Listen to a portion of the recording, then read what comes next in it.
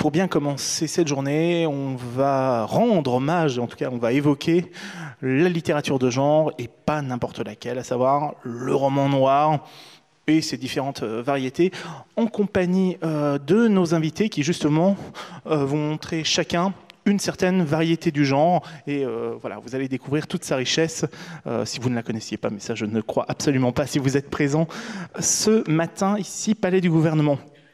Alors, pour discuter littérature de genre, donc, nos 4 invités. Sonia Delzongle, bonjour. Vous avez fait paraître ce thriller « Quand la neige danse » dans la collection Sueur froide chez De Noël. Ne serait-ce que le nom de cette collection, ça me paraît quand même assez emblématique. Tiens, en parlant de nom de collection, justement, dans la collection La Bête Noire chez Robert Laffont, Romain Stoccombe, bonjour. Vous, vous avez signé cette affaire Léon Zadorsky en lice pour le prix Goncourt, s'il vous plaît. Voilà. Ce qui est quand même une prouesse quand on signe un roman qui s'apparente, en tout cas, au roman noir, au polar. À vos côtés, votre prénom n'est pas Giacometti, je crois, contrairement à ce qu'indique la couverture. Jacques Ravenne, donc vous êtes co-auteur de ce livre avec Éric Giacometti, L'Empire du Graal, donc aux éditions Jean-Claude Lattès. Et enfin, de l'autre côté, Olivier Norek, salué par le prix Le Point du Polar européen, qui est du Polar à Lyon, pour Surtension, votre 3e roman, aux éditions Michel Lafon. Alors, avant d'évoquer chacun de vos ouvrages, j'ai juste une question très, très générale. Pour vous, qu'évoque, à proprement parler, puisque c'est le thème de la rencontre, le roman noir? Pour vous, quelle est un petit peu, je dirais, sa définition en quelque sorte? Bon, tiens, Olivier. Ben voyons. Le roman noir. Je ne sais pas vraiment ce que j'écris du roman noir, du polar, du thriller. J'écris des émotions avec des personnages fouillés, avec des flics autour et beaucoup de meurtres. Est-ce que c'est du noir? Je ne sais pas. Je crois que j'écris surtout du polar. J'écris ça parce que c'est à la fois cathartique, que c'est à la fois une catharsis parce que j'ai été flic et que j'ai vécu ça pendant 15 ans et que j'ai eu envie aussi d'en parler. Donc c'est aussi un exutoire de parler des différents types d'enquêtes, qu'elles soient criminelles ou que ce soit une enquête derrière des braqueurs ou des violeurs ou des kidnappeurs. Enfin tout le panel de ce qu'un flic peut rencontrer. Et puis c'est surtout, et je sais que je réponds absolument pas à ta question, mais bon, c'est pas grave, c'est surtout l'envie aussi de représenter au lecteur une nouvelle vision du flic. Dire que mes flics, pour une fois, commencent pas leur journée avec du whisky, la terminent pas avec de la coke, leur petite copine, c'est pas obligatoirement une prostituée, c'est des types qui vont bien avec la tête sur les épaules, et des types ordinaires qui vont avoir un quotidien extraordinaire. C'est ça que je voulais rendre une vraie enquête de police où tout se passe exactement comme ça se passerait si cette histoire avait existé. Donc mes histoires n'existent pas, mais toutes les composantes de mes histoires existent. Donc tout ce que vous allez lire, c'est du fait réel. Je fais plutôt de la promo que de répondre à ta question. Ouais, je viens de réaliser. Je vois ça, ouais. C'est que je suis pas encore bien habitué à ce genre de plateau. Donc voilà, j'ai pas répondu, mais à Sonia. Je n'ai pas débuté cette rencontre par hasard en citant en faisant parler Olivier Norek. Nous nous sommes vus il y a quelques jours dans le cadre d'un même débat et je l'ai piégé de la même manière. Voilà. Donc on ne change pas les habitudes. Bref, qu'importe pour ce petit moment off, comme on dit. Sonia, donc le roman noir. Bon, Olivier, que représente le roman noir pour toi? Oh, si en plus, Sonia. Le roman noir représente, à mes yeux, mais aussi, je pense, d'une façon objective, un roman plutôt sociétal et engagé, avec un fond en général politique, des faits de société. Il tire ses origines du roman gothique, le roman noir, et puis ensuite, on pense aux années 20 aux États-Unis, où vraiment le genre est né, en fait. Alors, moi, personnellement, je me situe un petit peu, oui, quand même dedans, même si j'écris des thrillers, puisque le thriller échappe au code du polar pur. Et je revendique ça parce que j'ai pas trop envie de rester dans les codes du polar. Mais je pense plutôt à mon roman qui précédait celui-ci, donc Dust, qui se passe au Kenya. Lui, il est beaucoup plus, en fait, dans la veine du roman noir, puisqu'il y a aussi une réflexion et sur la société, sur la politique, le pouvoir, etc. Donc un petit peu plus que celui-ci qui est plus psychologique, même s'il y a effectivement une dimension psychologique dans le roman noir. Jacques Ravenne, pour vous? Ah bah chacun son tour. Hein. À 10h10. Oui. C'est une possibilité. Non, effectivement, je pense que Sonia a partiellement répondu à la question. Le roman noir, c'est devenu aujourd'hui un terme un petit peu fourre-tout, puisqu'on y trouve aussi bien le roman gothique, le roman à mystère, le roman policier, le thriller, alors que ce sont maintenant des genres qui se sont un petit peu dissociés les uns des autres. Pour ce qui me concerne, moi j'écris du thriller, et dont effectivement l'aspect sociétal, l'aspect politique n'est pas très présent dans le thriller, ce n'est pas notre préoccupation. Le roman policier, le polar à la française ou le polar américain le font très bien, donc on travaille sur un autre genre.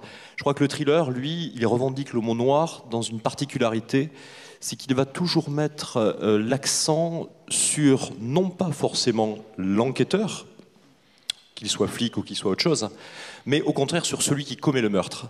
Le champ d'application vraiment du thriller, et en cela il est noir, voire quasiment ténébreux, c'est finalement le mal. C'est ça qui nous occupe, c'est comment le mal peut sortir à travers un personnage, comment il peut se développer. Et c'est vrai que c'est un genre dans lequel on hésite entre l'analyse psychologique de la personne qui va commettre des meurtres, si horrible soit-il, et aussi une forme de fascination. Et je crois que la noirceur du thriller se joue ainsi entre l'analyse psychologique et la fascination qu'on peut avoir sur certains personnages. Pensez à un personnage classique du thriller qu'Hannibal Lecter, par exemple. On ne peut pas s'empêcher, même s'il est abominable et horrible, d'avoir cette espèce d'adéquation, malgré tout. Et en fait, si j'aime le thriller, c'est parce que ça fait ressortir votre noirceur à vous. Tout simplement. Et l'imaginaire. Romain Slocum, vous qui avez abordé de très nombreux genres littéraires dans votre œuvre. Pour moi, juste pour revenir un petit peu aux bases, justement, puisque le roman noir est un peu dérivé du roman policier. Le roman policier, dans sa forme classique, bon, pour simplifier, Hercule Poirot et les meurtres que raconte Agatha Christie, le polar classique, c'est un meurtre a lieu et on cherche à savoir qui a commis ce crime. Donc finalement, on présuppose que la société est bonne, ordonnée, calme, que tout va bien et que tout à coup quelqu'un est assassiné, c'est mal, et il faut arrêter le coupable. Il y a un petit jeu évidemment de savoir qui c'est, mais finalement ce que présuppose ce type de roman, c'est que la société est bonne et que le criminel est mauvais, et qu'une fois que le criminel mauvais a été mis derrière les barreaux, finalement on retourne à la société bonne. Et donc finalement c'est pas très loin de la bibliothèque rose en fait. Alors que paradoxalement. Voilà. Alors que le roman noir présuppose, et je pense par exemple à l'admirable trilogie noire de Léo Mallet, présuppose que le monde et la société, et là je rejoindrai un peu Sonia par rapport à l'aspect sociétal, que la société est mauvaise et que le crime finalement est un révélateur du mal inhérent à la société, et que finalement le criminel qui est arrêté était peut-être simplement un symptôme ou même un héros finalement, comme chez Léo Mallet, qui commettait un meurtre mais qui ne faisait que révéler le mal, et que finalement si on l'accompagne comme chez Patricia Highsmith, si on est du côté du tueur, on espère qu'il ne sera pas arrêté. Et donc s'il est arrêté à la fin, ce n'est pas un happy end, le lecteur est en fait plutôt déprimé. Alors pour rebondir sur vos propos, Romain Slocum, quelque chose qu'on retrouve beaucoup dans le roman noir et dans le thriller, c'est la question de la relativité du bien et du mal. C'est quand même un des thèmes de votre roman. Donc l'affaire Léon Zadorsky. Je vais commencer par cette question toute bête pour évoquer votre ouvrage. Qui est ce Léon Zadorsky ? Alors Léon Zadorsky, le pire c'est qu'il a existé. Et que son vrai nom, c'était Louis Sadowski, donc c'est pas très loin. Et je suis tombé sur son existence plutôt par hasard lorsque j'écrivais un autre livre, Monsieur le Commandant, qui a eu un certain succès. Je cherchais des rapports d'arrestation, puisqu'il s'agit d'occupation et de rafles et de préludes à la déportation. J'étais tombé sur Internet sur des récits d'arrestation dans des gares, etc., par la brigade anti-juive. Donc ça me fascinait que la police française ait une brigade anti-juive, et j'ai appris qu'il y en avait même plusieurs. Et il y avait notamment un certain Sadowski, réputé pour sa brutalité, son peu d'état d'âme, et je l'avais utilisé comme personnage. Et alors que mon roman était déjà sorti depuis plusieurs mois, je tombe chez un soldeur sur un livre qui s'appelle Louis Sadowski, brigadier chef au RG, et c'est un historien qui était tombé totalement par hasard sur un rapport que Sadowski avait écrit à son retour d'une détention assez inattendue à la Gestapo de Berlin. Et donc, cet historien avait enquêté sur les renseignements généraux, et en particulier la 3e section, où travaillait cet inspecteur principal adjoint, et qui était le caïd de cette section, et qui avait une grande fierté, c'est qu'il était physionomiste, et il aimait bien reconnaître les juifs, c'était une de ses spécialités. Et j'ai trouvé que ce personnage était formidablement emblématique de la police française, d'une fraction de la police française, parce que sous l'occupation, il y a également des policiers courageux, des policiers fusillés par les Allemands, d'autres qui prévenaient les familles juives qu'il valait mieux pas passer la nuit à la maison. Mais il y avait également beaucoup de policiers, soit de droite, soit d'extrême droite, soit tout simplement des fonctionnaires qui faisaient leur boulot, et au-dessus, toute une hiérarchie des chefs, etc. Et j'ai eu envie de parler de ce personnage parce que j'ai trouvé qu'il y avait un manque dans le polar français. J'aime beaucoup Georges Simenon, et il y a des Maigret qui ont été écrits sous l'occupation. Mais bien qu'il soit pendant cette période, Simenon avait fait exprès qu'on ne voit jamais aucune allusion à la situation historique ou politique. Donc il y a, en 1942, quand Maigret sort de la PJ, il ne voit jamais un soldat allemand. Et je me suis dit, quel dommage qu'on n'ait pas un Maigret sous l'occupation. Donc mon idée, c'était de décrire un personnage et de prendre plutôt un méchant comme policier français. Ça, c'est pour le coup un vrai roman, j'allais dire, de personnages. Et quel personnage ambigu, complexe vous nous proposez avec ce Léon Zadorski. Je vais réussir à le dire. Voilà. Mais à partir de cette base historique, comment avez-vous composé à proprement parler votre personnage? Parce que vous avez un modèle, vous avez des références historiques, vous avez un parcours de vie, mais comment, à partir de cette matière brute, vous avez créé ce personnage de fiction? Alors, je savais qu'il fumait des cigarettes à la chaîne. Bon, j'ai imaginé que c'était des Gauloises. Je savais que c'était une grande gueule, que tous ses collègues le détestaient. Donc, du coup, il a assez peu d'amis, finalement. Et puis j'ai imaginé qu'il aurait une vie de couple absolument comblée. Voilà, donc c'est-à-dire voilà, et ben il a une épouse un peu plus jeune que lui qui s'appelle Yvette, et ça commence d'ailleurs comme ça. Il a envie de faire l'amour comme tous les matins, mais il est un peu pressé, il est obligé de partir de chez lui assez rapidement. Et ce personnage d'Yvette me permettait justement de raconter la vie d'un petit couple finalement très ordinaire de Français moyens. Leur rêve, c'est quand même la retraite au bout du chemin, un vélo neuf pour Yvette tout de suite, parce que sous l'occupation, tout le monde circule à vélo. Et puis, après la retraite, un petit pavillon au bord de la Marne. Et pour ça, il ne faut surtout pas faire de vagues, parce qu'on est un fonctionnaire, il y a un tableau d'avancement, et quand vos chefs au RG vous disent, parce que les RG sont devenus, alors que ce n'était pas leur tâche à l'origine, c'est plus les renseignements généraux, c'est du renseignement, de la filature, etc. Mais pendant la guerre, on les a mis en fait en première ligne, on a créé les brigades spéciales. Et donc, les chefs qui d'ailleurs seront fusillés à la Libération, les chefs exigent du chiffre et encore plus, donc des arrestations de juifs. Et là, j'ai pris un truc que faisait réellement Sadowski, c'est-à-dire que, et là c'est son côté le plus salaud d'ailleurs, c'est que quand il arrêtait des juifs, il rajoutait exprès sur leur fiche, alors qu'il n'y avait aucune preuve d'engagement politique de ces personnes arrêtées, parce que souvent c'était dans une rafle, etc. Il rajoutait toujours communiste, dangereux pour l'ordre public, etc., des commentaires. Donc ce qui faisait que avec ce genre de fiche, la personne arrêtée se retrouvait dans un camp de concentration français, à Pithiviers ou à Châteaubriand par exemple.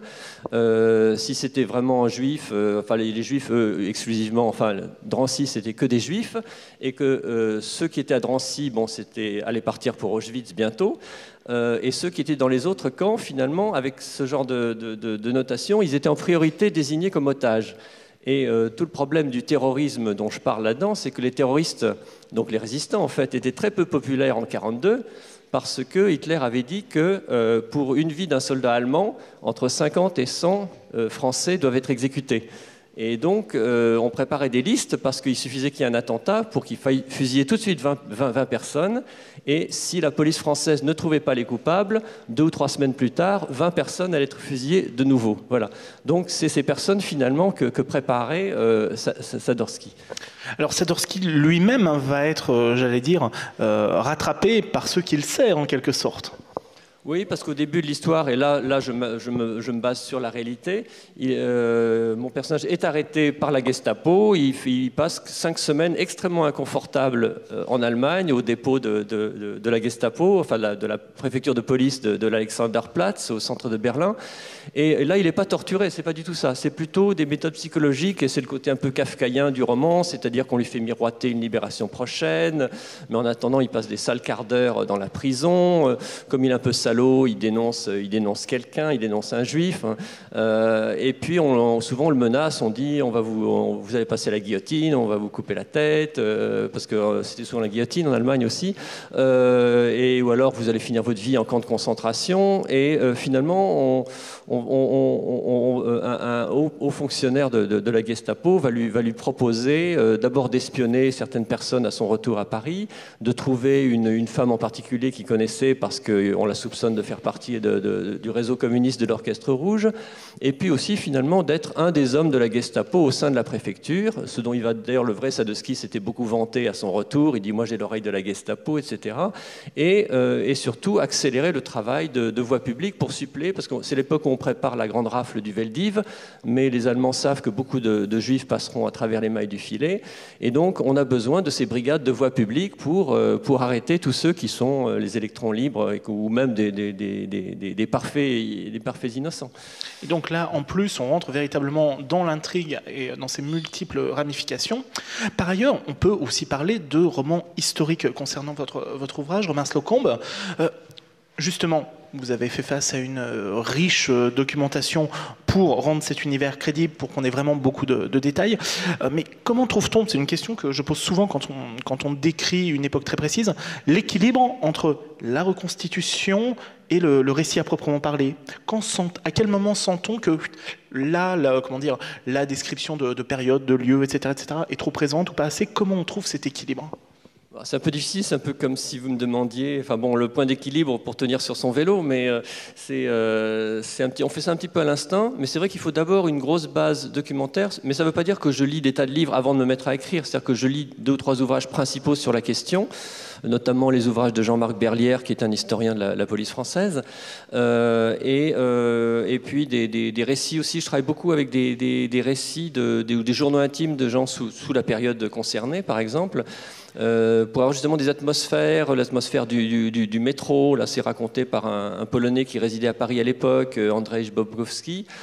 Et puis, il y a eu les archives de la préfecture de police où j'allais, c'était la 2e fois que j'y allais, mais là, j'y ai vraiment passé une semaine et j'ai photographié plus de 1000 documents. Et là, c'est fascinant parce que j'ai lu les dossiers d'épuration, justement, de tous ces fonctionnaires de la 3e section des renseignements généraux et d'autres policiers.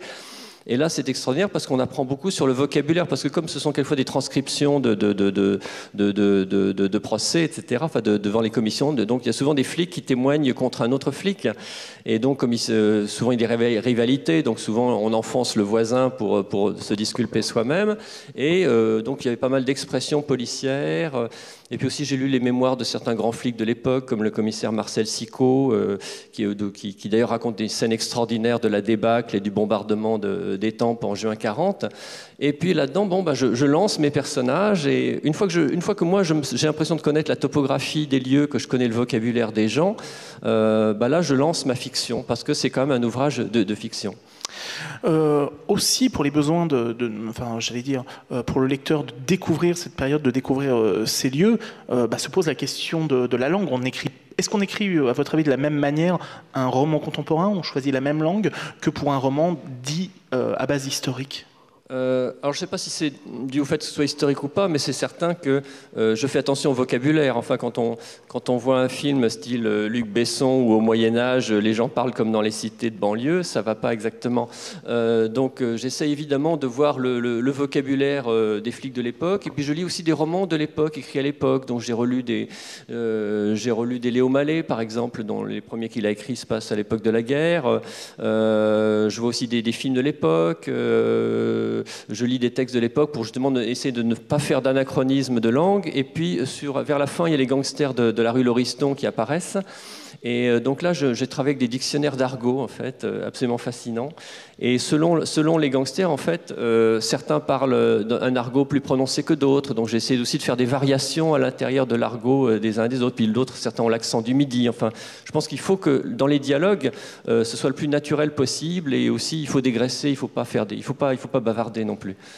Alors, enfin, question, mais qui est, j'allais dire, collective. Le polar, le roman noir, le thriller, ils ont en commun d'être aussi un art de la construction. La construction est absolument essentielle. Mais vraiment, pour tous les quatre, comment travaillez-vous pour construire véritablement votre intrigue? Justement, tout d'abord, Romain. Alors celle-là, c'est un cas un peu particulier parce que le roman est en deux parties. La première partie concerne d'abord le travail de Sadorski et les pots de vin, parce que c'est un policier malhonnête qui encaisse des pots de vin de la part de juifs pour ne pas les embêter.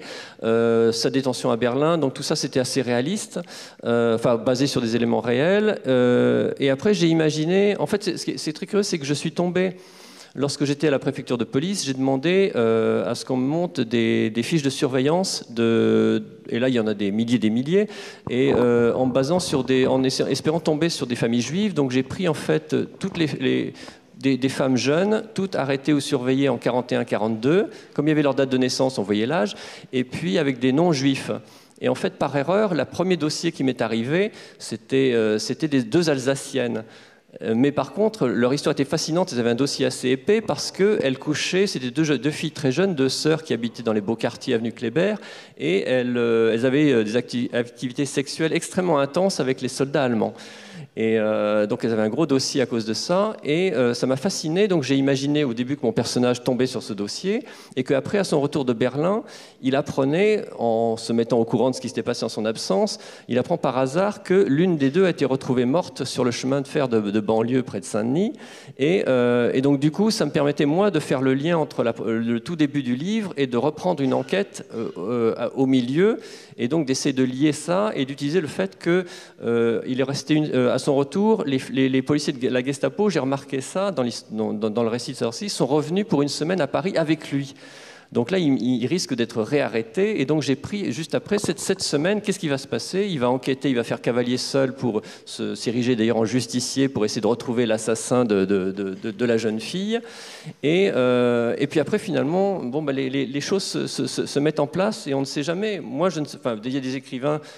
C'est une méthode tellement respectable, qui ont vraiment un plan, qui savent comment ça va se terminer. Elroy, par exemple, fait 700 pages de synopsis. Moi, je me laisse beaucoup de liberté. C'est-à-dire que je pars sur une situation donnée, des personnages que j'ai créés ou que je décide d'utiliser, mais après, je laisse finalement l'intrigue s'installer et j'enquête moi-même. Moi, je ne savais pas qui avait tué la fille. Je l'ai découvert petit à petit. Et la fin s'est imposée, la fin, je sais à peu près comment ça allait se terminer, mais pas du tout les détails. Vous, Jacques Ravenne, comment travaillez-vous la construction d'un roman comme L'Empire du Graal? Est-ce qu'il y a un plan très très scrupuleux ou pas du tout? C'est-à-dire que moi j'ai de la chance et de la malchance, c'est que j'ai un co-auteur. Ah oui, ça c'est... Donc ça rend les choses à la fois beaucoup plus simples et ça rend les choses à la fois beaucoup plus complexes. Dans la mesure où nous écrivons chacun des chapitres, on est obligé d'avoir un plan préalable. Alors un plan, ça prend à peu près un mois de travail et il faut qu'il soit effectivement extrêmement détaillé, de façon à ce que chacun sache ce qu'il a à écrire et comment il se raccorde au chapitre suivant. Donc on travaille séparément, c'est-à-dire si vous savez, le thriller c'est une horlogerie. Vous devez avoir des cliffhangers, c'est-à-dire qu'en fin de chapitre, il faut que votre lecteur suive, soit intéressé, il faut relancer, donc il faut calculer les cliffhangers. Vous devez avoir des révélations progressives au fil du roman, et puis une révélation finale que personne n'attend. quand on a de la chance comme Romain. Même soi-même, on l'attend pas. Ça, c'est parfait, mais moi, je peux pas faire comme ça. C'est le problème. Donc, tout est calculé. Alors, on se retrouve ensuite et chacun arrive avec ses mécanismes d'horlogerie dans une petite boîte. Et puis, on met sur la table les mécanismes d'horlogerie. Et parfois, évidemment, il y a des désillusions. C'est-à-dire qu'on est sûr d'avoir trouvé un super truc, la très bonne idée. Puis votre co-auteur vous regarde d'un air très misérabiliste et dit « T'es pas au point cette fois-ci. » Et là, il faut tout refaire. Ce qui est essentiel, en fait, dans notre cas particulier, puisqu'on est un duo, c'est que les questions d'ego soient réglées. Oui, parce que quand vous êtes à deux et vous êtes convaincu d'être un génie, deux génies, c'est absolument pas possible. Donc, il y a beaucoup de travail qui se fait effectivement sur la construction, mais c'est une mécanique qui doit être totalement huilée. Une seule fois, on est parti sur le roman sans savoir comment il finissait. On le refera jamais. Parce qu'au bout de 622 pages, on n'avait toujours pas la fin. Là, je peux vous garantir que vous avez 3 jours d'angoisse. Je ne vous parle pas de l'éditeur qui lui est déjà dans les WC. C'est absolument abominable. Donc, j'admire Romain qui peut se permettre ça, mais nous, malheureusement, on est des artisans du polar. Vous, Sonia, comment vous travaillez la structure de Quand la neige danse, ou même de Dust, si les deux expériences sont similaires? Justement, non, ça peut varier Justement, ça peut varier d'un roman à un autre. Pour Dust, j'avais, on va dire, une trame assez vague, et je suis partie, j'ai écrit 700 pages. Et bon, il y a eu toute une sorte d'aventure et un peu mésaventure avec Dust, qui a fini par atterrir chez De Noël, grâce à une éditrice, je rends hommage aux deux d'ailleurs, Caroline Lépée et Béatrice Duval, vraiment, ce sont des éditrices formidables, mais j'écris seule, mais en revanche, parfois j'ai l'impression de coécrire presque avec l'éditrice, puisque bon, bien sûr, elle n'écrit pas à ma place, mais c'est un travail vraiment à part entière. Elle est très impliquée également dans toutes les corrections. Et elle m'impose, on va dire, les règles auxquelles j'ai envie d'échapper moi-même, quoi. Bon, c'est vrai que Dust, voilà, c'est parti d'un seul coup. En revanche, pour Quand la neige danse, j'ai acquis un petit peu d'autodiscipline aussi. Et puis, c'était plus structuré. C'était beaucoup plus construit avec un synopsis, parce que avant je n'écrivais absolument pas de synopsis, et maintenant j'écris un synopsis pour le présenter en fait à l'éditrice aussi. Alors on peut avoir l'impression d'un travail un petit peu scolaire, un petit peu, je le raconte un peu comme ça, mais il y a aussi une grande part malgré tout de liberté, d'imaginaire. Bon, alors là, je me limite à la construction, puisque la question porte sur la construction. Mais il y aurait des choses à dire ensuite sur le genre. Voilà. J'imagine, et on va revenir vers vous tout à l'heure, et bien entendu. Enfin, Olivier Norek, vous, pour un roman, alors là, pour le coup, vraiment complexe et riche en trames comme sur tension, on va justement l'évoquer dans quelques instants, comment avez-vous travaillé ? Alors moi, je serais vraiment terrorisé de ne pas avoir ma fin. J'ai fait toute ma carrière de flic à chercher qui était l'assassin. Maintenant que je suis auteur, je vais pas m'embêter, je sais qui est l'assassin. C'est bon, ça va. Donc voilà une chose entendue. Voilà. Donc je suis assez rassuré d'avoir ma fin. C'est de l'ultra méticuleux. Moi, c'est même pas un synopsis. Ce sont des petites feuilles de papier sur lesquelles il y a ce que doit contenir chaque chapitre. Je suis très très concerné par le crescendo, c'est-à-dire que et je citerai pas de nom parce qu'en plus ils sont bien meilleurs que moi, mais John Irving dit voilà, c'est bon, on va s'éviter des Il paraît que c'est pas mal. Voilà, John Irving, ouais. Je sais pas, j'en ai lu aucun. John Irving dit qu'il cherche sa fin et que en fonction de sa fin, il sait si il va s'autoriser à vous faire lire les 500 pages qui sont avant la fin. En fait, est-ce que ta fin justifie les 500 pages qui sont avant ? C'est exactement ce que je me demande. Et moi, je veux que tout ce qui se passe soit de toute façon, au fur et à mesure du livre, moins important, en tout cas moins surprenant que ce qui va arriver jusqu'au bout. C'est pas du tout le cas dans mon premier, je me suis planté. C'est un petit peu le cas dans mon second. Et dans le troisième, ça y est, j'y suis enfin arrivé, le dernier de la trilogie. J'arrive vraiment à faire ce crescendo pour que vraiment la fin soit beaucoup plus surprenante que tout ce que vous avez pu lire. Ça, c'est pour la construction. La construction, c'est pour la forme. Pour le fond, ce sont des enquêtes policières. Je fais des puzzles. Et donc, pour que le lecteur ne soit pas perdu dans un puzzle, enfin, qu'il ait l'impression d'être perdu en ayant de toute façon autour de lui quelques points auxquels se rattraper, mais pour que le lecteur soit pas perdu, il faut que moi je sois pas perdu. Donc je fais une histoire ultra compliquée, je projette mon cerveau contre mon mur, c'est une image, et donc j'ai des entrefilets, j'ai des points d'interrogation sur des post-it, j'ai des petits fils qui relaient un point, tel point, tel point. C'est un petit peu un mur de serial killer en fin de compte si vous rentrez chez moi. Et une fois que j'ai cette histoire, et une fois qu'elle est calée, et une fois que tous les rouages sont nickel, je l'explose littéralement et je construis mon puzzle. Et puis après, pour les constructions d'intrigues, je choisis toujours un fond politico-social. On revient un petit peu à ce qu'on disait tout à l'heure sur le noir. Et c'est ce fond politico-social qui sera mon décor, qui va me permettre d'inventer une intrigue autour. Pour exemple, dans mon premier, par exemple, ce sont les trafics des chiffres de la criminalité dans le 93. À un moment donné, le 93... exploser le plafond et il fallait qu'on baisse les chiffres de la criminalité. Comment faire? En donnant du budget, en donnant du personnel, en investissant sur des nouvelles techniques d'investigation. Non, en mentant, c'est toujours plus facile. Donc en fait, on a eu une information disant que les mois allaient faire 3 semaines. Donc si on enlève une semaine au mois, bingo, on enlève 25% de la criminalité. Rien de plus simple. Et donc à partir de là, j'ai imaginé un assassin qui voyait les flics planquer son travail pour le bien des statistiques et qui s'est dit « Ok, d'accord, vous voulez planquer mon travail, donc à partir de maintenant, mes meurtres vont être tellement mis en scène, tellement théâtralisés que vous ne pourrez plus les planquer. » Donc en fait, à partir d'un fait sociopolitique, je trouve une intrigue. Dans mon second, par exemple, Territoire, c'était l'achat de la cohésion sociale. En fait, les collusions entre certaines mairies du 93 et les délinquants.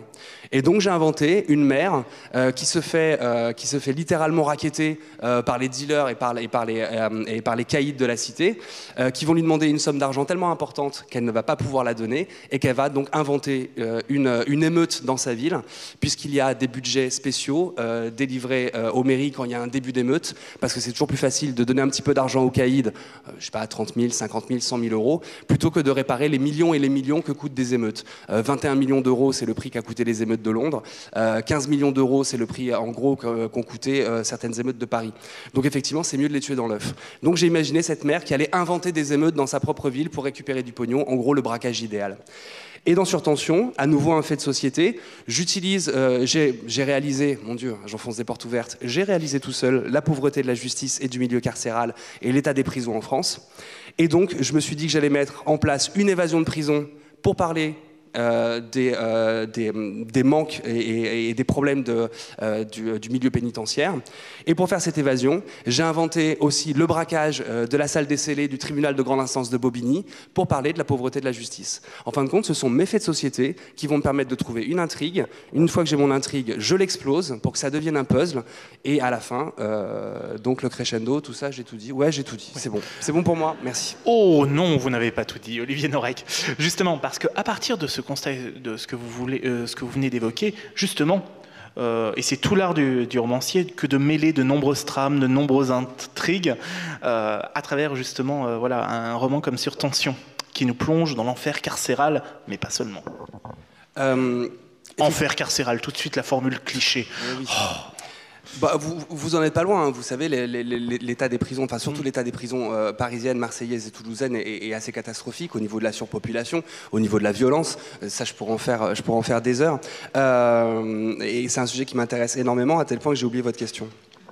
Justement, à partir du fait que vous avez évoqué, comment, j'allais dire, avez-vous déterminé les différentes intrigues, les différents fils qui vont se retrouver dans Surtension ? En fin de compte, c'est vrai que quand on prend la majorité des polars, c'est quand même la traque d'un assassin.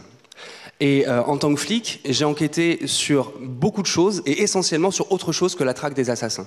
J'ai bossé sur des enquêtes de pédophilie, j'ai bossé sur des enquêtes de kidnapping, j'ai bossé sur une affaire de cannibale, j'ai bossé sur des affaires d'escroquerie, de braquage. Et toutes ces affaires-là, procéduralement, judiciairement et au niveau de nos techniques d'investigation, sont très intéressantes. Et je voulais justement que ce bouquin Surtension parle de tout, sauf d'une enquête sur des assassins. Donc, quand mes policiers vont... Enfin, non, pas quand mes policiers, quand ma petite braqueuse va vouloir faire sortir son frère de prison et va donc voler 5 célémètres et va faire sortir 5 personnes de prison, nos flics vont devoir enquêter sur 5 criminels. Et je me suis dit que ce serait dommage de les faire enquêter sur 5 meurtriers. Donc, j'ai choisi un meurtrier, un kidnappeur, un pédophile, un braqueur. Et comme ça, vous avez une sorte de panel assez diversifié de toutes nos techniques d'enquête et de toutes les... du spectre, en gros, de la criminalité sur mon département, qui est le 93. Oh oui, Sonia, je vous en prie. Non, parce que j'ai répondu succinctement à la question, mais en oubliant l'essentiel quand même. Dans mes romans, je les construis comme des contes. Voilà, parce que j'ai parlé du travail technique. Mais en fait, un thriller est très proche d'un conte. Et ayant baigné là-dedans toute mon enfance, moi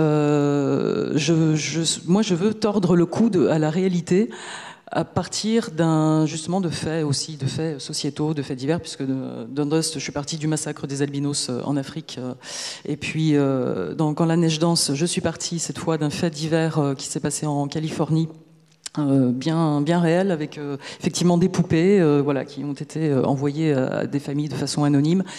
Leurs fillettes n'ont pas disparu, mais je suis partie de là et j'ai dramatisé ça. Et mes personnages, même dans un autre bouquin qui n'a pas été publié chez De Noël, mais à Montréal, et puis bon, l'éditeur a fait faillite, donc pour l'instant il est épuisé, mais mes éditrices ont repris les droits, donc il va ressortir certainement très prochainement, peut-être directement en format poche. Mais là, les personnages sont vraiment des personnages de conte. Alors là, je peux pas. Le sujet est très vaste. Pour ceux qui connaissent cette culture du conte, ils sauront tout de suite ce à quoi je fais référence. Mais ce sont des personnages en général assez marqués. Il y a aussi cette dichotomie bien-mal. Par contre, moi, je ne souhaite pas faire quelque chose de manichéen. Pour moi, il n'y a pas justement ce bien et ce mal de chaque côté. Dans tout être humain, il y a vraiment un mélange et un cocktail assez complexe des deux, en fait. Et puis, je pense que justement, le roman noir est une vision pessimiste. Alors je me dis, la réalité est pessimiste. Nous sommes pessimistes dans ce que nous écrivons. Qu'est-ce qui reste ? Où est l'optimisme là-dedans ? Justement, c'est pour ça que de temps en temps, il y a des petites taches de lumière, même dans le roman noir, des petites lueurs comme ça qui apparaissent. Alors justement, on parlait de faits divers. Vous avez tout d'abord, Olivier Noirec, travaillé dans l'humanitaire, vous êtes devenu gardien de la paix, puis lieutenant de police. Et donc, ce qu'on appelle des faits divers, c'était un petit peu votre quotidien. Vous est-il souvent arrivé, en constatant des dossiers, différentes affaires, de vous dire « ça, ce serait une très bonne base pour un roman » ou « ça, non, c'est vraiment trop, ça ne pourrait pas fonctionner ». Qu'est-ce qui fait qu'une affaire en tant que telle, spontanément, peut donner quelque chose d'intéressant au départ ou ne pas justement sembler digne de pouvoir être utilisé en fiction ? Oui, alors c'est pas tant dans l'hémoglobine, c'est pas tant dans l'horreur, c'est pas tant dans tout ça, c'est surtout dans l'humanité du fait divers. C'est là où il devient intéressant. Un énième meurtre, un énième kidnapping, un énième viol. Il faut que le personnage derrière soit intéressant. Il faut que la victime ou l'auteur soit intéressante. Je rejoins ce que disait Sonia sur les concepts d'éclaircie. C'est vrai que avoir un flic ultra positif et un méchant ultra négatif, au bout de 20 pages, on arrête. Même les plus grands criminels vont chercher leurs enfants à 17h à l'école. Enfin, quand ils en ont ou quand ils les ont pas mangés. Mais l'intéressant, en tout cas, moi ce que j'aime faire, c'est jouer un petit jeu avec le lecteur. C'est que si j'arrive à la page 200, à ce que le lecteur soit autant amoureux de mon flic que du méchant ou de la criminelle, alors je sais qu'à la page 300, il va se poser cette question qui est terrible, c'est qu'est-ce que je veux vraiment ? Est-ce que je veux vraiment que mon flic arrête cette personne ? Parce que, outre son activité déviante criminelle, je construis toute sa vie autour. Je construis ses relations, je construis ses histoires d'amour, je construis ce qu'est vraiment le personnage criminel, et donc il y a une empathie, et donc évidemment ça devient un peu compliqué de détester ce personnage-là. Est-ce qu'on lit beaucoup... sur le fait divers, oui. Ah oui, non. Je voulais rebondir. Rebondis. Un bon fait divers, SDPJ 93, service départemental de police judiciaire du 93, il y a 3 jours exactement. Un homme est retrouvé, un professeur, de français, avec une magnifique bibliothèque chez lui, qualifié de très très sympathique par tous ses voisins, est retrouvé mort, habillé en collant, en gants mappa, en super-héros, avec une cagoule. Et donc, on va partir en perquisition chez lui et on va réaliser que c'est son petit truc à lui. Il rend la justice la nuit dans son quartier, habillé en collant, en slip, en t-shirt moulant, avec une cagoule et des gants mappa. Et donc, c'était le justicier de la nuit. Personne ne se doutait que ça pouvait être ce petit homme sans histoire. Et on retrouvera chez lui donc un vêtement de Spider-Man et un autre de Batman, je crois. Donc voilà, ça, ce fait divers, il est intéressant, pas parce que ce pauvre homme est mort, pas parce qu'il était, mais parce que voilà ce que recelait ce petit voisin sans histoire. Il recelait un super-héros. Donc, par exemple, ça, c'est un fait divers parfaitement inutilisable. Parce qu'on va me dire, mais non, c'est impossible. Puis c'est tellement cocasse, le pauvre. Donc voilà, ce fait divers, il est intéressant, mais dans mes romans noirs, ce serait une pastille déplacée peut-être, je sais pas. Est-ce que dans les commissariats, on écrit beaucoup et on lit beaucoup? On lit beaucoup. On lit du Bourgoin, on lit du Ravenne, on lit beaucoup. Évidemment, les flics sont des grands lecteurs. Ils adorent ça. Vous êtes best-seller dans les commissariats, donc si j'ai bien compris. Ah oui, non mais je m'en rends compte même la nuit quand j'y vais, oui. Mais oui, bien sûr, tous les flics ont lu du Ravenne, évidemment. Mais aussi bien d'autres. Simenon, par exemple, évidemment. Les flics lisent beaucoup. Est-ce qu'ils écrivent? Beaucoup écrivent leurs mémoires, et puis d'autres écrivent avec succès. Daniel Thierry, Laurent Guillaume. Voilà, ce sont des très très bons romans. C'est aussi la certitude de ne pas partir dans le fantasme. Je pense à quelqu'un dont j'arrive pas du tout à me souvenir du prénom alors qu'elle en a écrit 1000. C'est pas bien grave. On n'est pas du tout dans le fantasme, on est dans l'ultra-réaliste. On sait que les choses se passent comme ça, on enquête comme ça, c'est comme ça qu'on réussit, c'est comme ça qu'on se plante. Et c'est vrai que c'est un pari c'est un contrat que vous faites avec les auteurs de polar flics, c'est que vous êtes plus dans l'ultra-réalisme. Ça n'enlève en rien les qualités des autres livres qui sont plus sur le fantasme, mais c'est un contrat différent. Si on parle de séries télévisées, par exemple, c'est la différence entre Braco et Engrenage. Engrenage, on est vraiment sur le bitume. Braco, on est aux États-Unis, ça tire dans tous les sens, des hélicoptères et des effets spéciaux. Ça ne se passe pas comme ça en vrai. Voilà, c'est différents contrats qu'on passe, c'est différentes envies de lecture. Alors, vous venez justement d'évoquer une question, à mon avis, intéressante, qui est celle des séries télévisées. À votre avis, une question pour tous les quatre. Est-ce que l'essor des séries télévisées, policières, mais pas que d'ailleurs, ces séries ont changé la manière d'écrire un roman policier, un roman noir, un thriller aujourd'hui? Je ne sais pas, Sonia? Alors, tout dépend déjà si l'auteur regarde ces séries télévisées ou pas. Je sais que personnellement, moi, ça a pu effectivement changer déjà ma vision des choses. On reste malgré tout dans la fiction, mais ça, même si j'écris pas depuis des années, mais les séries ont un défaut aussi, qui peut aussi, dans lequel on peut tomber, c'est la caricature. Alors, je pense que dans l'écriture, il faut vraiment se défaire de ça. Si on s'inspire directement des séries, on peut vraiment tomber dans des personnages ultra caricaturaux. Je sais pas, le flic qui est souvent alcoolique, dépressif, le profiler aussi. Voilà, les criminels, tout le monde connaît les séries quand même, et il y a des caricatures, mais ça passe en fait, ça passe dans les séries. Et les clichés aussi sont, je pense, nécessaires même dans ces séries. En revanche, dans l'écriture, c'est un écueil peut-être à éviter quand même. Jacques Ravenne. S'il marche encore, oui. C'est que le processus d'écriture des séries et des romans a à la fois un point commun et des gros points divergents. Le point commun, c'est qu'on a pu avoir avec la série ce que j'appellerais le ton. Voilà. Ce qu'on n'avait pas sur un film, même quand il faisait 3 heures et que vous voulez avoir une enquête policière, c'est un peu court. Là, sur une série qui va faire, 6 ou 8 épisodes, vous avez le temps de monter des personnages, vous avez le temps d'avoir des rebondissements, de retenir une intrigue. On a retrouvé le ton du roman. Donc, il y a un parallèle. Après, ce qui est fascinant, c'est l'écriture des séries. Dans un roman, vous êtes seul. Et moi, j'ai été sidéré, je suis en train d'en écrire un pour une chaîne de télévision. Ce qui est fascinant, c'est la manière dont les gens voient le travail du scénariste. On vous demande un scénario, et puis après, on vous explique, on vous dit, mais le cliffhanger, vous en occupez pas. Vous aurez un scénariste pour le faire. Ah bon, c'est fou. La description, non, il y a un autre scénariste pour faire. Et cette espèce de travail qui fait qu'il y a 6 ou 7 personnes qui font une série, ça donne à la fois la richesse, parce que quand vous avez 7 cerveaux qui cogitent autour d'une intrigue policière, évidemment, il sort des choses intéressantes, mais c'est totalement à l'inverse du travail solitaire du roman, qui lui demande que vous inventiez absolument tout. Et la question est de savoir si, à terme, qui va gagner un petit peu la confrontation entre les deux? Est-ce que le roman ne va pas s'amenuiser progressivement par rapport à ces productions de séries qui sont en fait de véritables laboratoires? Vous avez des gens qu'on fait venir pour 48 heures, pour un contrat de 450 € pour changer 5 répliques, et qui vont repartir le lendemain et qui auront le nom en dessous.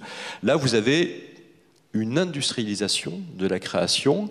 Et effectivement, vous aurez des séries qui vont être totalisantes, globalisantes, où vous aurez tous les genres effectivement du roman policier, puis à côté vous aurez le romancier qui va rester seul et qui va lui tenter tout seul de faire son roman de 500 pages. Il va y avoir une contradiction à un certain moment. La chance qu'on va avoir peut-être, c'est qu'il va y avoir à mon sens de plus en plus d'écrivains de thrillers, de romans policiers qui vont jouer sur les deux, c'est-à-dire qu'ils vont à la fois écrire des romans et qui vont à la fois mettre en œuvre des séries. Et à ce moment-là, on aura peut-être quelque chose d'intéressant. Oui. Il y a aussi la novélisation, voilà, qui peut-être dans un certain sens appauvrit malgré tout l'écriture. Je vois plus du côté anglo-saxon des romans, par exemple, enfin qui comment ? Non, des romans dont le style même ressemble finalement à du scénar, quoi. Je veux dire, il y a quand même un certain appauvrissement de l'écriture.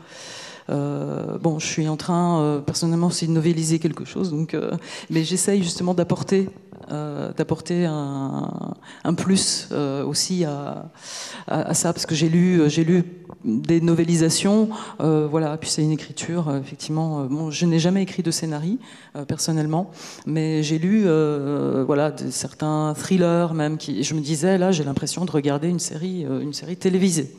Donc, effectivement, comme dit Jacques, c'est peut-être avec l'émergence d'auteurs de thrillers, de polars, avec un style, une patte, et puis de la qualité, parce qu'avant c'était quand même un sous-genre.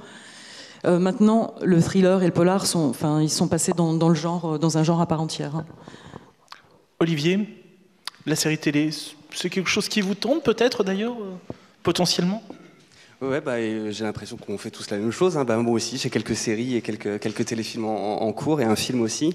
Mon premier roman, Code 93, dont on est en train de faire une série, et éventuellement une série une trilogie, vu qu'il y a 3 romans. Très particulier d'écrire chez soi. Et puis à un moment donné, de travailler avec une équipe qui donc tu le disais tout à l'heure, qui va dire t'occupes pas de la lumière, t'occupes pas des descriptions, t'occupes pas des personnages, parce que tu vas nous en décrire un brun, mais en fait on va avoir un acteur qui va se défaire et on va avoir un blond. T'occupes pas de leur manière de parler. Pour l'instant, trouve-nous une trame. Et on se retrouve assez embêté parce qu'on dit la trame je l'ai, c'est mon bouquin, ça y est. Et non, en fait, la série elle est beaucoup plus gourmande. C'est-à-dire qu'un bouquin ne fait pas une série. Il va falloir rajouter beaucoup de choses. Il va falloir rajouter un cliffhanger à tous les épisodes. Alors peut-être qu'on n'a pas justement les 12 cliffhangers dans le livre, mais pourtant s'il y a 12 épisodes, il va falloir trouver 12 cliffhangers.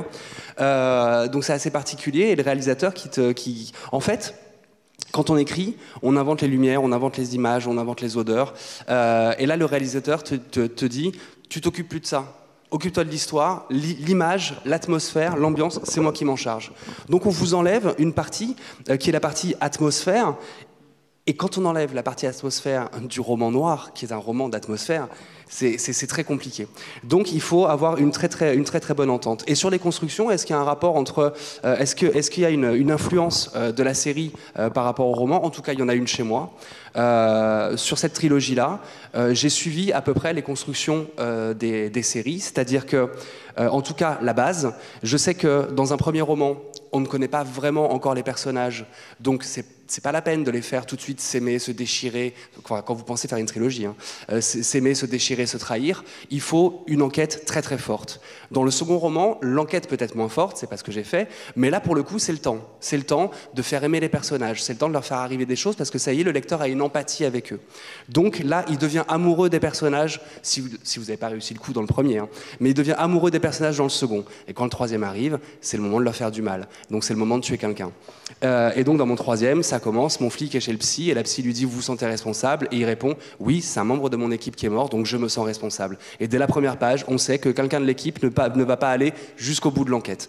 Donc voilà, faire découvrir les personnages, les faire aimer et leur faire du mal. C'est un peu comme ça que moi j'ai travaillé la construction de ces romans, et cette construction, je l'ai littéralement kidnappée aux séries télévisées, j'en ai même pas honte. Kidnappé, bref. Romain Slocum. Olivier a justement très bien décrit ce qui arrive à un auteur, à un écrivain, à qui on le gars va avoir le Goncourt, hein. À qui on demande de participer à une série. Et en l'entendant, j'ai remercié le Seigneur de m'avoir jamais infligé une pareille épreuve.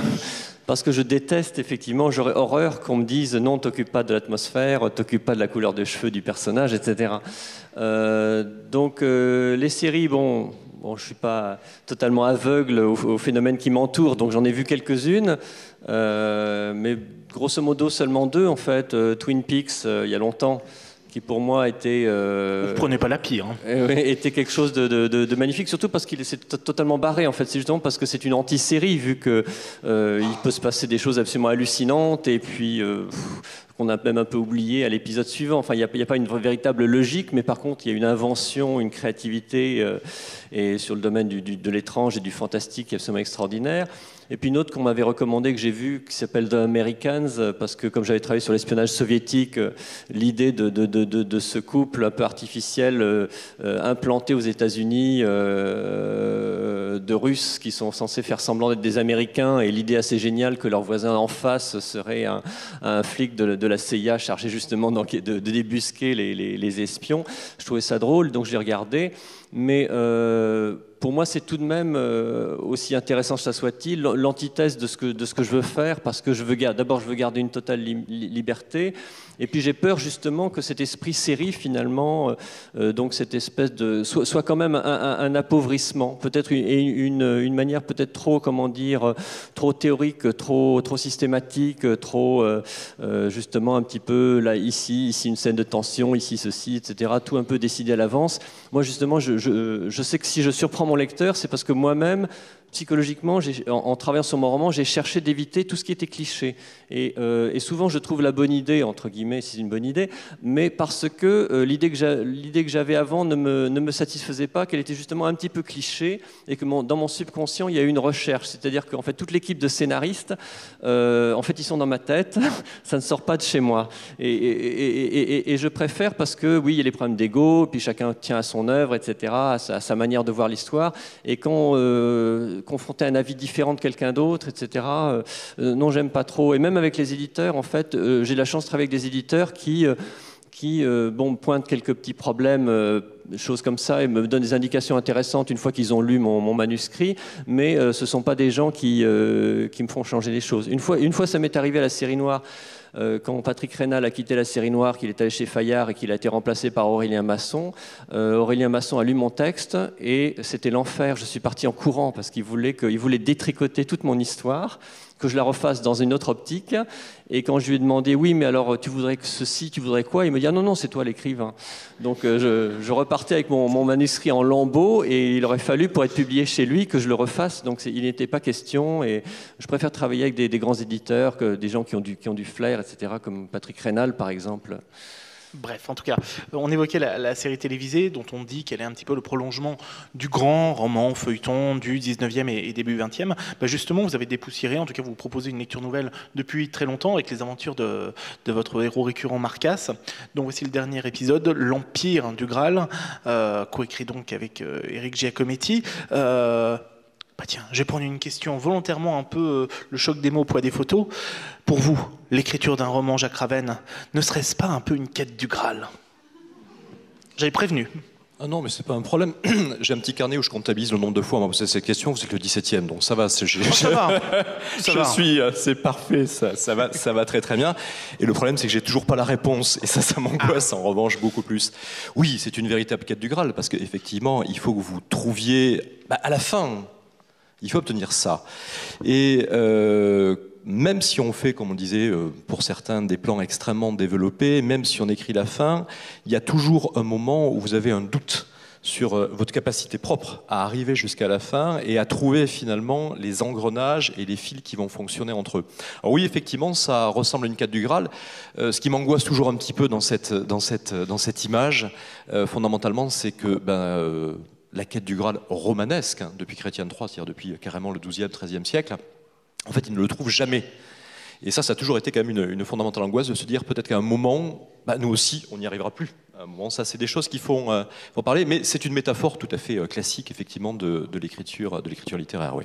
Alors, il y a quand même une grande proximité entre le mot quête et le mot enquête, évidemment. Alors, justement, comment votre personnage de Marcasse en arrive-t-il à enquêter autour, je n'en dis pas plus, du Graal? Le problème de notre enquêteur, c'est que souvent il enquête malgré lui. Parce qu'il va partir sur une enquête qui est relativement classique, qui est relativement définie, où il sait où il va aller, mais en fait l'enquête est dirigée par des gens qui, eux, ont un autre objectif, et en fait, il va travailler pour eux sans le savoir. Là, on est parti tout simplement d'une étude américaine qui est sortie il y a quelques années, dont j'avais adoré le titre, parce que pour moi, il était typiquement américain, c'était « Les parts de marché à venir des religions ». Alors ça, cette vision capitalistique des religions, je m'étais précipité dessus. Et un bureau d'études avait essayé de quantifier quelles seraient les parts de marché horizon 2050 de différentes religions dans le monde, en se servant de statistiques, d'algorithmes et effectivement de prédictions. Et à partir de là, ils en avaient conclu que si l'Église catholique, ou plutôt la chrétienté, était pour l'instant très majoritaire, mais au fur et à mesure des années, ce conglomérat allait être dépassé par un autre conglomérat qui serait l'islam, qui fait qu'en 2050, eh bien, les chrétiens ne seraient plus majoritaires sur la planète. Et donc je m'étais dit, ça c'est assez fascinant, parce que si moi j'ai lu ça, d'autres gens ont dû le lire, et comme on avait beaucoup travaillé avec mon co-auteur sur le Vatican, et dont on s'est aperçu que c'était pas du tout l'empoussiérage qu'on croyait, mais qu'au contraire, les gens à l'intérieur travaillaient intellectuellement et avec des outils de notre époque de manière extrêmement marquée, je me suis dit, qu'est-ce qui s'est passé au Vatican le jour où ils ont reçu cette étude?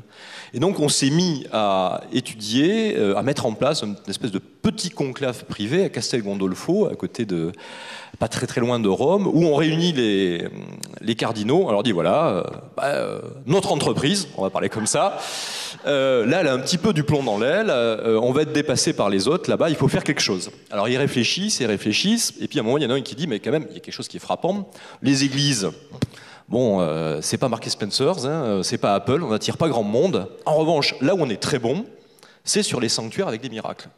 Que ça soit Lourdes ou à l'heure, là on fait le plein.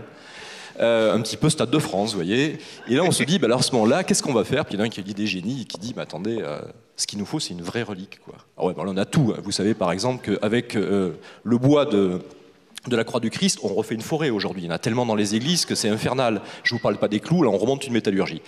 Et donc, ils réfléchissent. À un moment, ils se disent, mais il y a quand même un objet qui fascine depuis des siècles, qui est censé contenir le sang du Christ, ce qui est quand même pas rien.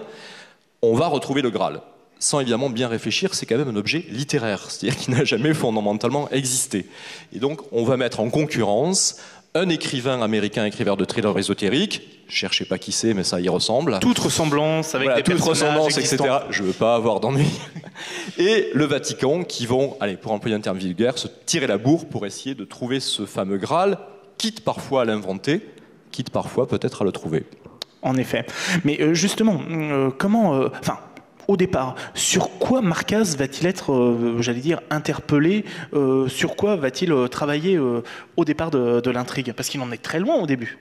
Ah, il en est très très loin, oui, ça c'est le moins qu'on puisse dire, parce que, en fait, tout simplement, il va enquêter sur quelque chose de très basique qui va l'amener à Drouot. Donc, dans ce fameux sanctuaire où l'on vend... en gros, c'est le Louvre, mais en fait, vous pouvez acheter. En gros, c'est ça. Et là, il va voir passer un objet qui va le fasciner totalement, qui est un sarcophage en pierre, mais qui est classé par les archéologues, et ça existe réellement, en ce qu'on appelle les tombes déviantes. Les tombes déviantes, c'est un phénomène qu'on trouve du début du Moyen-Âge jusqu'au XVIe siècle, quasiment dans toute l'Europe. Au début, on en trouvait beaucoup dans le Pays de Galles, l'Irlande, ensuite on en a trouvé en Pologne. Les derniers qui ont été trouvés dans la lagune à Venise. Vous voyez, c'est quand même un phénomène européen. C'est tout simplement la manière dont les gens, les vivants, géraient les morts dont ils pensaient qu'ils étaient des vampires. Donc comment on les gère? Mais on les met dans des sarcophages en pierre, bon ça c'était très courant à l'époque médiévale, mais surtout on leur ouvre la bouche et on leur incruste à l'intérieur une pierre de façon Et là, contrairement à ce qu'on croit, non pas qu'ils se réveillent et qu'ils mordent, mais qu'ils ne parlent pas dans les cimetières, parce que quand ils parlaient, ils envoûtaient les gens. Et nous, en travaillant sur ça, on s'est aperçu de quelque chose qui est assez fascinant, c'est qu'à l'époque médiévale, on se servait de ces sarcophages pour cacher des trésors dessous. Tout simplement parce qu'on se disait, jamais personne ne va bien sûr aller creuser pour déterrer le bonhomme avec sa jolie pierre à l'intérieur. Et à partir de là, on a pu lancer l'intrigue. Mais le phénomène existe très clairement. On trouve encore de ces corps qui sont... alors, généralement, effectivement, il y a un grand désordre anatomique qui ferait la joie de certains services de police. Et puis, il y a cette espèce de pierre, souvent noire. À Venise, c'est des briques, parce que, bon, évidemment, la pierre n'était pas présente. On en trouve encore certains. On en voit, en revanche, rarement sur le marché. J'aurais déjà acheté. D'une certaine manière, on classe souvent, on qualifie vos différents ouvrages écrits avec Eric Giacometti de thriller conspirationniste. Je mets avec d'énormes guillemets, thriller maçonnique, etc., etc. Pour vous, toutes ces étiquettes, qu'est-ce qu'elles signifient ?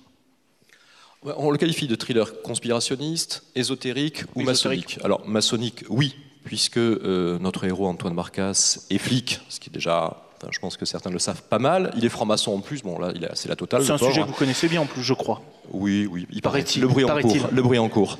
Mais en même temps, on se base là sur des choses qui sont très connues. L'implantation de la franc-maçonnerie dans la police est présente depuis de très nombreuses années.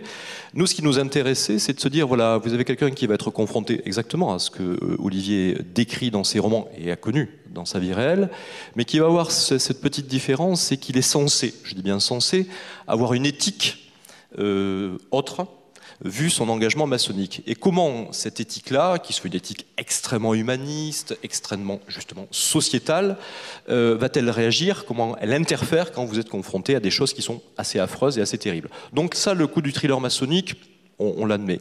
Le thriller conspirationniste, ça c'est différent. Le thriller conspirationniste part du principe que derrière tout fait, vous avez derrière une conspiration ou un complot. Nous, très honnêtement, ils sont partout, ils nous manipulent. Ils sont partout. Ça, c'est un grand classique. Nous, on met en scène la conspiration, mais on donne toujours à l'intérieur du texte les éléments pour la démonter. Et même, souvent, dans nos livres, on met à la fin des annexes, de façon à ce qu'on puisse distinguer le vrai du faux. Parce que le conspirationnisme, c'était un fait littéraire, il fut un temps. Aujourd'hui, ça devient une vague sociale qui gagne tout. Et moi, je suis toujours assez gêné quand un lecteur vient me voir et croit dur comme fer à ce que j'ai écrit. Un jour, j'ai créé dans un roman Le Cercle Intérieur. J'étais très content, j'avais créé ma petite société secrète, c'était super, il y avait des riches, j'étais heureux. Et puis un jour, je vais dédicacer. Un monsieur arrive, me prend la secoue dans tous les sens, avec plein de signes, etc. Il me dit « Cercle Intérieur ». J'ai dit « Oui ». Il me dit « Cercle Intérieur ». « Oui ». Il me dit « Ouais, je vois, vous êtes un imposteur ». Bon, sauf que c'était moi qui l'avais créé. Mais enfin bon, voilà. Donc depuis, je fais très attention à ce genre de choses. Et là, en revanche, non, pas des thrillers conspirationnistes, des thrillers qui mettent en scène la conspiration. En revanche, des thrillers ésotériques, oui. Parce que l'ésotérisme, c'est quoi en fait? C'est l'idée que derrière toutes les religions, et derrière la diversité de toutes les religions, il peut y avoir un enseignement, il peut y avoir des méthodes, il peut y avoir des techniques qui permettent de se rapprocher du divin sans passer par l'intercession d'un clergé ou du dogme. Et ça, moi, ça me touche profondément, surtout dans la situation actuelle. Alors c'est vrai que l'ésotérisme, quand on le pense, les gens pensent que c'est la magie, que c'est des choses, etc. Mais petit à petit, ça s'est dégagé. Non, c'est la croyance en autre chose. Et ça, on aime nous le mettre dans nos thrillers. Puis alors, ce qui est de merveilleux avec l'ésotérisme, c'est qu'effectivement, moi je vous montre la face lumineuse. Mais il y a tellement de gens qui sont dans la phase d'ombre dans l'ésotérisme qu'on va pouvoir encore écrire des livres pendant longtemps. Question qui n'a absolument rien à voir, mais qui, je pense, peut être un élément intéressant, puisque ce goût pour le thriller ésotérique est mondial. Dans combien de pays avez-vous vendu tous vos romans, tiens ? À l'heure actuelle, dans 18 pays. Ce qui est énorme, il faut quand même le préciser. Oui, sans doute, oui. Ce qui est le plus surprenant, c'est les pays où on vend. C'est là. Alors justement, quels sont-ils ? Moi, des thrillers maçonniques qui marchent en Turquie, ça me reste quand même un miracle. Bon, je crois que, là je suis un peu ambitieux, je pense qu'ils ont marché, parce qu'avec ce qui s'est passé, je pense que ça va marcher un petit peu moins. Mais après, vous avez des pays absolument magnifiques. La Russie, par exemple. À Francfort, un jour, on me présente mon éditeur russe. Et alors, il avait mis des couvertures, en traduction, vous voyez des moines, Bon, c'était pas vraiment le sujet. Les francs-maçons ne portent pas des cagoules, hein, faut pas croire, hein, c'est pas ça du tout. Ah, Non, ça c'est un fake, ça. Voilà, et alors je trouvais que c'était quand même très... Il me dit, non, mais vous savez, l'ésotérisme en Russie, ça va donner. Ah bon, etc. Mais vous êtes éditeur? Oui, depuis 6 mois. Ah, c'est intéressant. Et avant, vous faisiez quoi? Avant, j'en ai des missiles. Et là, j'ai compris que j'avais trouvé le bon goût. Non, ce qui est très curieux, c'est que l'ésotérisme, selon les pays, leur sensibilité est radicalement différente. Merci beaucoup, Jacques Ravenne. Depuis tout à l'heure, je regarde quelque chose, Sonia. C'est votre tatouage. Magnifique sur le bras. Lequel? Celui-là. Avec ce fauve. Serait-ce le signe, pour rester dans l'univers de Jacques Ravenne, d'une société secrète ou quelque chose comme ça, un signe de ralliement? Non, rassurez-moi. Alors je serais bien seule dans ma société secrète. Hein. D'accord. Voilà. Je plaisante bien entendu. Ouais. Alors, on va encore une fois changer de registre, comme vous allez le voir, avec Quand la neige danse, votre deuxième roman. Vous aviez été très remarqué avec Dust. Vous parliez de conte, d'une certaine manière, tout à l'heure. Peut-on présenter Quand la neige danse comme un conte d'hiver, comme il y a des faits d'hiver, en quelque sorte? Notez le jeu de mots. Pardon. Oui, on peut le présenter comme un conte, dans la mesure où ça touche l'enfance aussi. Et puis on peut aussi penser à ces contes comme Hansel et Gretel. Je prononce pas très bien, mais Hansel et Gretel, avec cette maison dans les bois un peu perdue, que les enfants découvrent. Et dans ce livre aussi, il y a un peu cette atmosphère. Bon, c'est aux États-Unis, mais il y a cette atmosphère, je dirais aussi à la Stephen King, s'il faut des références. D'angoisse pesante.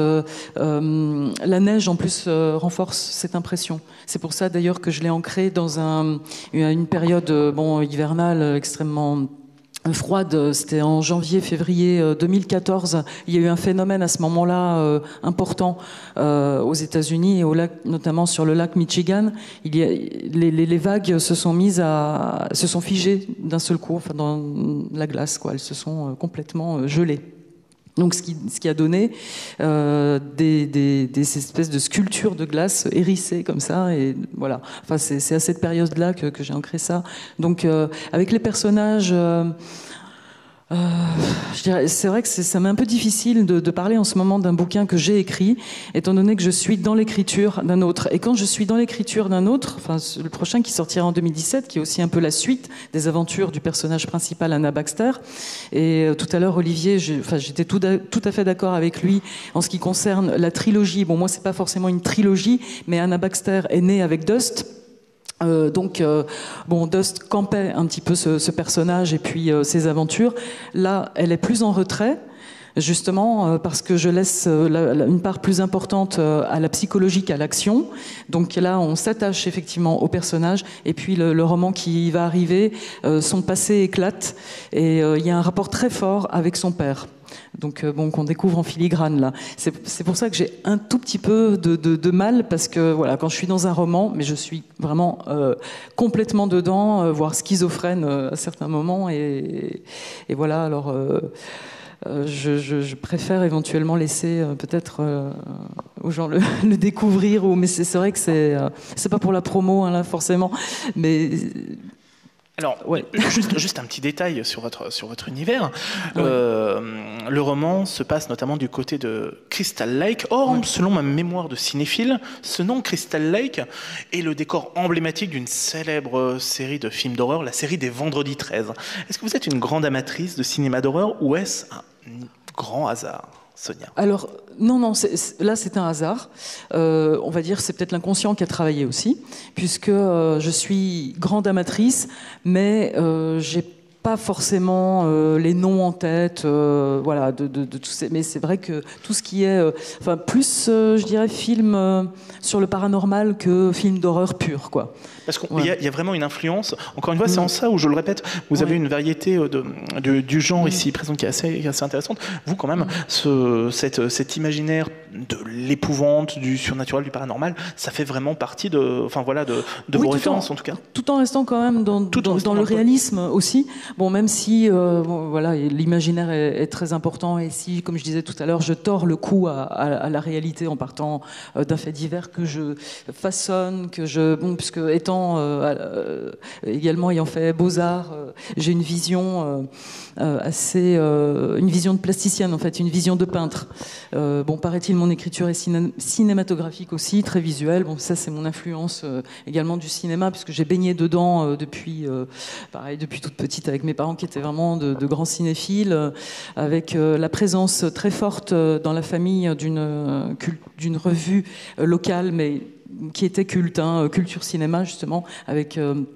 en collaboration avec un cinéma emblématique de Dijon, qui était El Eldorado.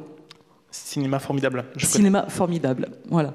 Donc j'ai un peu grandi avec l'Eldorado, et ça peut se ressentir plus, je dirais, avec cet aspect donc cinématographique, et compte beaucoup plus à la limite que série, même si on est un petit peu influencé aujourd'hui. Alors justement, votre parcours de plasticienne montre aussi que la littérature fonctionne sur des images fortes.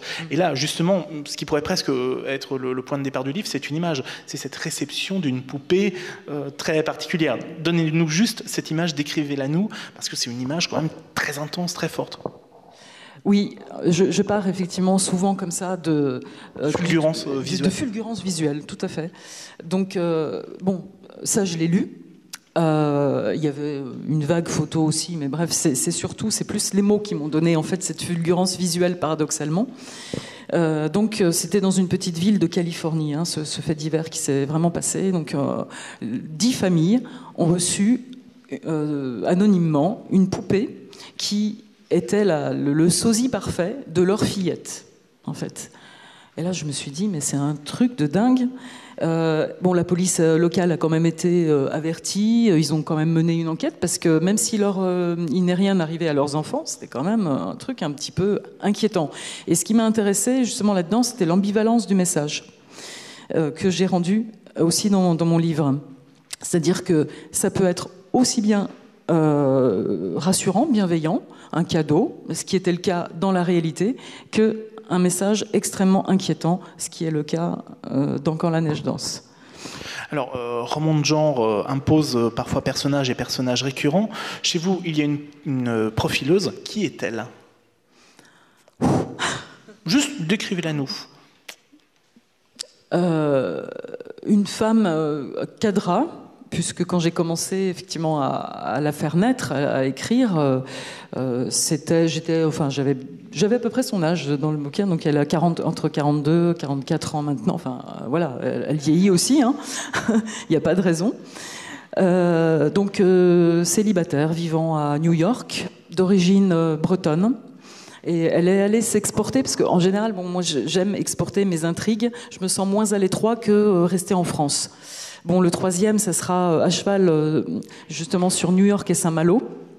Mais j'ai exporté mon intrigue en Afrique, de Dust, celle-ci aux États-Unis, parce que tout simplement en tant que lectrice et cinéphile, je suis beaucoup plus imprégnée, influencée de la culture anglo-saxonne que de la culture française.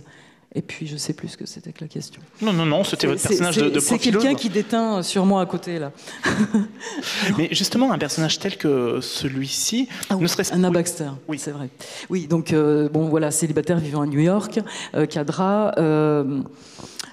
se disant rationnelle, puisque bon, elle a fait des études en psycho-criminaux, donc effectivement avec une démarche quand même assez rationnelle, mais en même temps complètement barrée, cocaïnomane. Mais ça va s'arranger. Bon, il y a des petits clichés aussi, mais on en a besoin de ça. Et puis homosexuel. Enfin bon, c'est pas non plus défini. Voilà, c'est pareil. Tout ça peut évoluer. Ça peut. Quoi d'autre sur elle? Ouais, il y a beaucoup de choses à dire parce que c'est un personnage assez complexe en fait, fragile, aussi fort que fragile. Enfin, tout simplement humaine. Mais justement, je voulais qu'on insiste un peu sur ce personnage, parce que est-ce que c'est pas fondamentalement, surtout lors de l'écriture du roman, un peu la métaphore et la projection de l'écrivain, un personnage par exemple d'une profileuse telle que celle-ci. Elle avance comme vous êtes en côté. Je vous vois venir. J'essaye justement de ne pas trop mettre de moi-même dans le personnage principal. Dans le tueur non plus. En général, non. Même si, oui, je pense qu'on exorcise aussi certaines choses. Alors, volontairement, physiquement, Anna Baxter est à l'opposé de moi, de l'auteur. Après, bien sûr, il y a des choses qu'on retrouve forcément. Peut-être que je vis aussi certaines choses par procuration au travers de ce personnage. Possible. Enfant, est-ce que vous aimiez jouer à la poupée? Ah non, j'étais plutôt garçon manqué. Les poupées, je leur faisais faire des trucs... Oui, allez, dites. Vous allez nous dire quelque chose d'atroce. J'adore l'idée. Non, je vais pas là. Enfin, voilà. Non, j'aimais... oui, jouer à la poupée, mais pas, on va dire, pas de façon classique. Pas avec les petites poussettes, pas avec... pas trop. Voilà, mes poupées, on les retrouvait dans un état un peu bizarre. Et puis, il y avait des poupées hommes aussi. Donc voilà, je créais des histoires. Mais c'est vrai que la poupée, déjà aussi bien dans le cinéma que dans les livres, mais surtout j'ai cette dimension visuelle de la poupée. Alors là, il y a eu des tas de films d'horreur justement où la poupée est récurrente, comme le clown d'ailleurs, chez Stephen King notamment. Voilà, notamment, ça, It. Et bon, c'est vrai que vous avez compris que je suis un peu une inconditionnelle du maître. Voilà. Il nous reste, car le temps avance très vite, il nous reste quelques minutes. Nous avons le temps pour une ou deux questions dans le public. Avez-vous des petites choses à demander à nos invités ici présents? Monsieur devant. On vous apporte le micro, monsieur. Nous vous écoutons. C'est pour monsieur. Je voulais savoir comment lui est venue l'idée de travailler avec quelqu'un d'autre. Parce que pour moi, l'écriture, c'est pas un plaisir solitaire, c'est une souffrance solitaire. Alors, travailler à deux, comment ça vous est venu?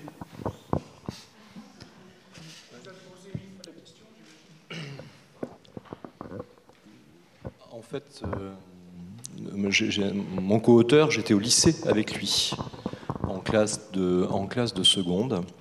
Non, on se connaissait depuis longtemps. Vous voulez vraiment savoir de quoi ça vient? Parce qu'on s'est engueulé. Voilà, c'est aussi simple que ça. À l'époque, mon futur co-auteur était journaliste au Parisien. On l'a envoyé faire un reportage sur la Côte d'Azur. Le titre était intéressant, Franc-maçon Magouyenko. C'était assez drôle parce que tous les frères qu'il a interviewés à cette époque-là ont plus ou moins fini derrière les barreaux. Et il est passé me voir après, et moi j'étais juste un jeune franc-maçon il y a assez longtemps, et il dit « Oh là là, t'es rentré dans un milieu de corrompus, de pourris, la conspiration, ils sont partout. » Voilà. On en revient toujours à ça. On en revient toujours à ça. Résultat, ça a déclenché une dispute, parce que ça m'a un peu énervé. Et puis quand on s'est revus, rassurez-vous, quelques jours après, on s'est dit « Mais c'est même curieux... cette fantasmatique maçonnique, elle est répandue, et puis on n'y tournera jamais le coup, hein, c'est pas la peine. Au contraire, je trouve qu'en ce moment, elle est encore plus réengagée. Comment se fait-il qu'en matière littéraire, et en particulier dans le roman policier, elle ne soit pratiquement jamais étudiée? C'est-à-dire qu'on parle souvent du roman sociétal ou du roman social, mais là, on avait un milieu, qui est un milieu en adéquation avec la société française. Pourquoi il ne fait pas l'objet d'une enquête policière? Et donc, à ce moment-là, on a décidé de créer un personnage qui s'appelle Antoine Marcasse. Et on l'a fait particulier, c'est-à-dire qu'il est flic, mais il est franc-maçon aussi, et fier de l'être. Parce que, si vous préférez, le franc-maçon est tellement associé à la crapule, au bagouille, à l'immobilier, que là, on en choisit d'en faire non pas un personnage bien, parce qu'il a bien sûr ses côtés troubles, mais un personnage qui essaie justement de mettre son éthique en avant. De là à vous dire qu'il est réussi, ça c'est un autre problème. Dernière question dans le public. Au fond, monsieur. Bonjour, je m'adresse à tous les quatre, mais par rapport à la série télévisée, Olivier Marchal, je crois ancien policier, lui, en fait, n'a pas écrit de roman. Il est plutôt parti comme scénariste. Et pensez-vous que l'inverse est possible? C'est-à-dire que quelqu'un qui était policier et scénariste se mette au roman, tout comme vous, vous êtes passé du roman au scénario. Je ne sais pas si je suis clair dans ma question. Absolument pas. En fait, j'ai un nœud dans le cerveau, là. Reposez-la, moi, s'il vous plaît. Donc, en fait, vous avez quelqu'un, policier, qui a été contacté ou qui est devenu scénariste directement sans passer par le roman. Oui, c'est pas nécessaire. Voilà. C'est pas du tout les mêmes. Voilà, donc c'était un petit peu ce sur quoi je voulais rebondir par rapport à votre précision de tout à l'heure. Et la dernière, finalement, qui s'enchaîne, quelle série télévisée française actuellement vous paraîtrait être la plus crédible ? On va plutôt répondre sur celle-là. Hein. Merci. Je laisserai à mes collègues le plaisir de répondre à la première. Les plus crédibles, on va être sur Engrenage, qui est ultra crédible. Pourquoi ? Parce qu'ils utilisent énormément de consultants. C'est-à-dire qu'ils ont trois directions narratives, celle des magistrats, celle des avocats, celle des flics. En fait, ils en ont 4 parce qu'il y a aussi celle des criminels qui est très suivie. Et donc pour ça, ils ont une dizaine d'avocats, une dizaine de magistrats, une dizaine de flics, mais de tous les services, quelques délinquants, quelques hommes politiques, voilà. Ah non, c'était la même phrase. Hein. C'est quelques délinquants, hommes politiques. Oui, oui. Non, mais on va pas non plus. Voilà, on revient dans le cliché. Et donc, oui, en fait, le secret d'une série qui touche à la réalité, c'est d'utiliser les experts, les gens qui savent, les consultants. Moi, en tout cas, je construis mes séries télévisées, celles que je propose, exactement comme je construis une enquête. C'est-à-dire, je vais parler de ça. Donc, je ne connais pas le sujet, même si c'est flic. Hein. Flic, c'est 150 métiers différents. Donc, si je veux parler des mineurs, je vais évidemment aller faire un tour chez les mineurs pendant une petite semaine pour me raviver un petit peu la mémoire. Donc voilà, quand on commence une série, on se dit, voilà, je vais parler de ça, il me faut le meilleur. Et donc, on passe du temps avec lui, on l'écoute. Et puis, normalement, la série devrait rester à peu près au plus proche de la vérité. Donc, on est chez les Anglais, on serait sur un Broadchurch. Voilà, chez les Français, on serait sur du Engrenage. Et puis voilà, en tout cas moi c'est à mon sens la série qui se rapproche le plus de la vérité. Et excusez-moi, chez les Américains on est sur The Wire. The Wire, excellent choix. Qui est une série, c'est pas une série, c'est une université. Voilà, c'est un cours. C'est très intéressant à regarder. Voilà. Et sinon, pour la première question qui était très claire, je vais laisser le plaisir à Sonia d'y répondre. Est-ce que vous avez un petit mot à ajouter très brièvement ? Non. En tout cas, voilà, on peut à la fois regarder des séries et en même temps se plonger dans les ouvrages. Deux plaisirs très différents et c'est très bien comme ça. Merci à tous les 4. Olivier Norek, pour Surtension, chez Michel Lafon, prix le point du polar européen. Sonia Delzongle avec Quand la neige danse et ses poupées effrayantes chez De Noël en collection Sœur Froide. Éric Giacovetti et donc Jacques Raven, L'Empire du Graal, thriller donc ésotérique, voilà, je retiens l'expression, aux éditions Jean-Claude Lattès. Et enfin Romain Slocombe avec cette affaire Léon Zadorsky chez Lafon dans la collection La Bête Noire. Ici même, dans quelques instants, vous allez pouvoir retrouver Johan Sfar. Et je pourrais vous retrouver, si vous voulez rester dans la question des faits divers, sur le forum France Bleu à midi pour évoquer un livre que je crois plusieurs ont lu ici, le livre d'Yvan Jablonka, Laetitia ou la fin des hommes, un bouquin tout à fait remarquable. Merci à tous. Passez une bonne journée.